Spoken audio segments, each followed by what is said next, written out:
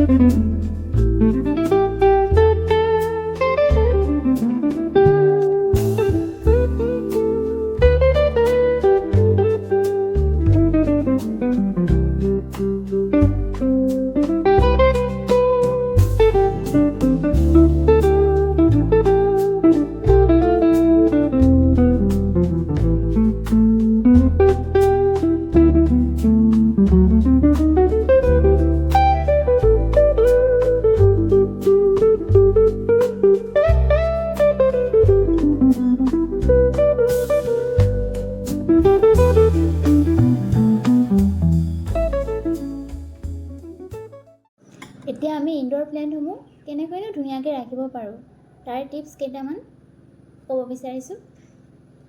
প্ৰথমটো হ'ল, ইনডোৰ প্লেণ্টসমূহ আমি অকণমান হ'লেও পোহৰত ৰাখিব লাগে। বেলি পোহৰটো অকণমান হ'লেও পৰিব লাগে। আৰু ছেকেণ্ডটো হ'ল, পানী বহুত দিব নালাগিব। যিহেতু আমাৰ ৰ'দ নপৰে, সেইকাৰণে পানীৰো ইমান দৰকাৰ নহয়। এসপ্তাহৰ মূৰত আপোনালোকে এদিন দিব।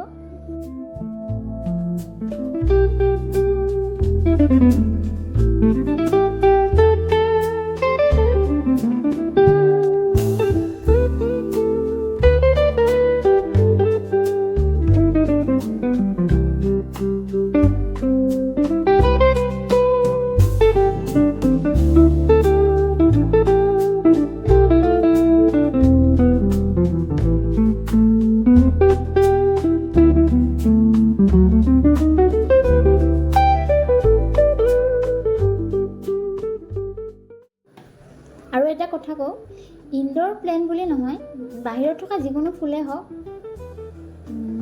আপোনালোকে এই তিনিবিধ বস্তু ব্যৱহাৰ কৰেই চাগে সকলোৱে। মই বিশেষকৈ কোকোপিট, মাটি, কেঁচুসাৰ, এই তিনিটা মিলাই মই ফুলখিনি ৰুওঁ।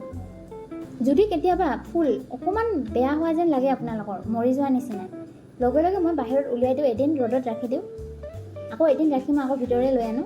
তেতিয়া মানে খুব যত্ন ল'ব লাগে, চাই থাকিব লাগে। মই খুব যত্ন লওঁ। এই ফুলবিলাকত এমাহৰ মূৰে মূৰে মই মাটি নিদিওঁ, কেঁচুসাৰ আৰু কোকোপিট মিলাই অলপ অলপ ওপৰত দি যাওঁ। প্ৰতিজোপা ফুলতে দিওঁ, এমাহৰ মূৰে মূৰে কিন্তু। আৰু এতিয়া মোৰ ফুলবিলাক বহুত ভাল হৈ আছে, মই বহুত যত্ন কৰোঁ।